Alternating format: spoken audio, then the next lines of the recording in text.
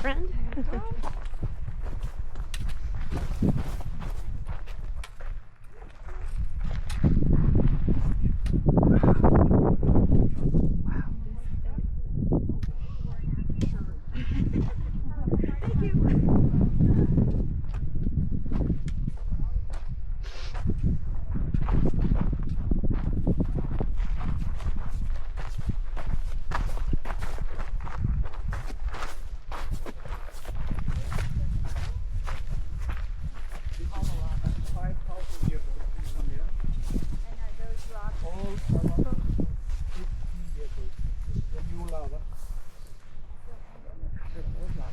And like I told you before, we are very proud living on this island, and we have everything that we need, everything that we want. There was one thing missing a few years back. Every town in Iceland had it, we didn't. So we made it. We didn't have any forest. So now this is kind of the only place you can grow trees in Westman Islands. So we made ourselves a forest. This is called the lava forest. Maybe not the biggest forest in Iceland, but they have the strongest tree, I can promise you that. And there is a saying in Iceland that I think is from here. It's like, if you get lost in the forest in Iceland, just stand up. That's from it. And last year there was one guy with me in the tour. He was stationary here around 1970, and he was telling me how they tricked them to go to Iceland. Who wants to go to Iceland? Nobody. It's Greenland, it's green. This is nice. So they told them the most beautiful girl in the world or in Iceland. That's true. But they also told them behind every tree in Iceland you would find a beautiful woman. Then they came here and there were no trees. That's how they tricked them. In 1973 we had this eruption. Nothing that we could do about that. The only thing that I knew about the eruption when I started to be a guide is that we were extremely lucky with everything.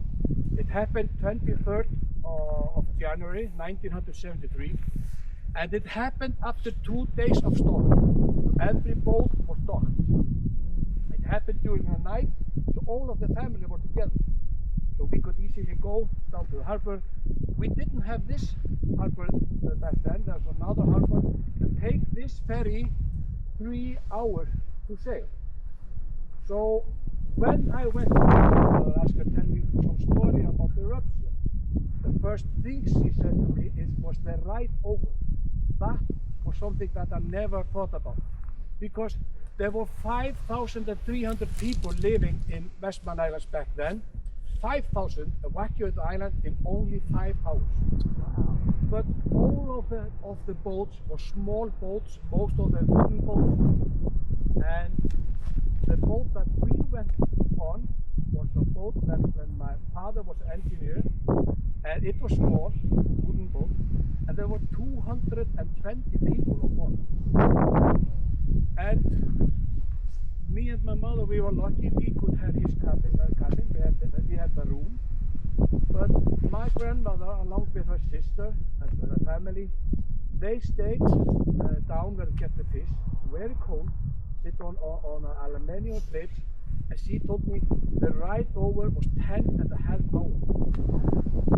And when they were sailing out of the harbor, you will see photo of it now later on.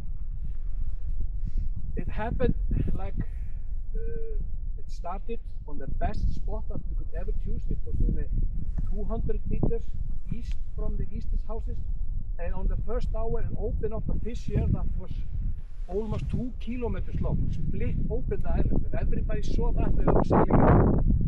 And they didn't know would it happen in town, will they have another fissure open in town. They didn't know if they were ever coming back. And she was very seasick. She said that was the worst night of her life. She was only handed out one plastic bag, so after she had a tube in it, she had to raise it up, and it was handed to her again. And I went, yeah, like I said, she said that night was the worst of her life. When I asked my mother to tell me something, she said after eruption, the whole town was covered with ash. The houses here were covered with ash, and when we go to the museum, you will see a house inside. The houses nearest the eruption, when it happened, were covered with ash. All of the houses here are like ruined with lava.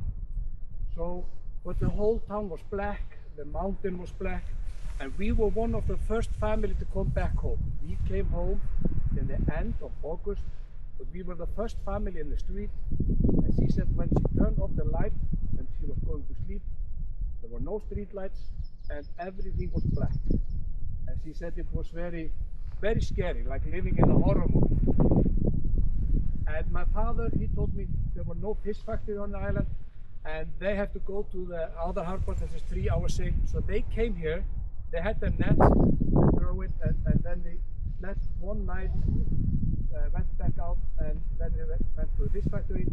When they were off the harbor, turned off the engine, and they were listening to the sound. You will hear it when you go to the museum, and it was so, like he was explaining you, like a lot of bass, and still they didn't know if they could ever also have the houses, because they had they called the fire bomb coming off of the eruption, could go like mile into the town and try to go to sleep, don't know if your house will be there the next day. So I know now how traumatized people were, and nobody were talking about it. So that was the only thing that I knew.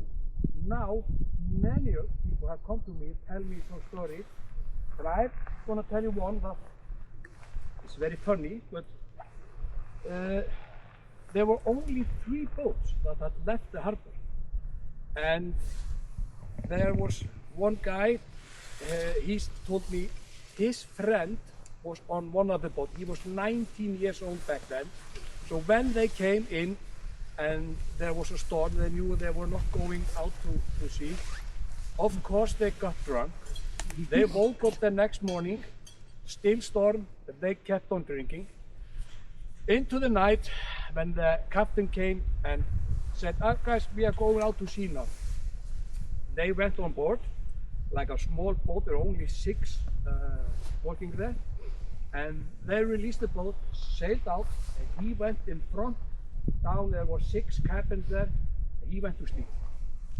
Just after that, the captain, he saw when it happened, he was called upon and said, you have to go back to the harbor and pick up people. So the captain did that. The boat was packed. So our guy, he woke up, there was an elderly lady holding her grandkids, and she was trying to wake her. It's very hard if somebody knows how it is when you have not had much sleep and you're still drunk. And when he woke up, he saw the lady, she was like, do you not think it's right for you to go out and let me and my grandkids sleep there? He didn't know where he was. He was like, oh yes, no problem.